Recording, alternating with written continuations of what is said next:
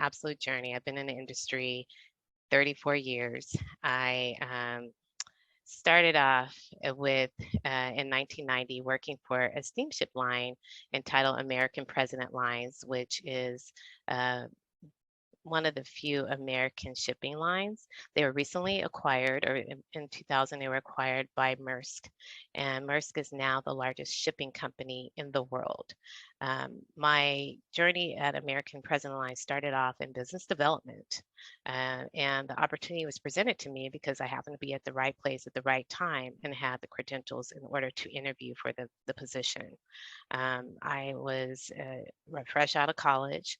I was looking for a job, and someone had shared with me that their company was hiring newly new graduates that were interested in going to sales in order to sell container space to importers and exporters. And I thought it seemed interesting.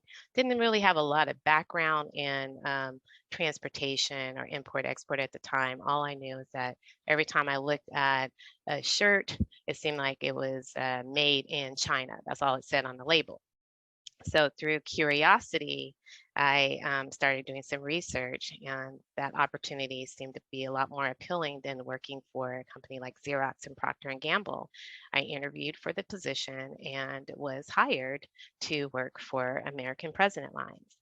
I was in their telesales department where I was actually calling small importers and exporters, educating them on sea land services,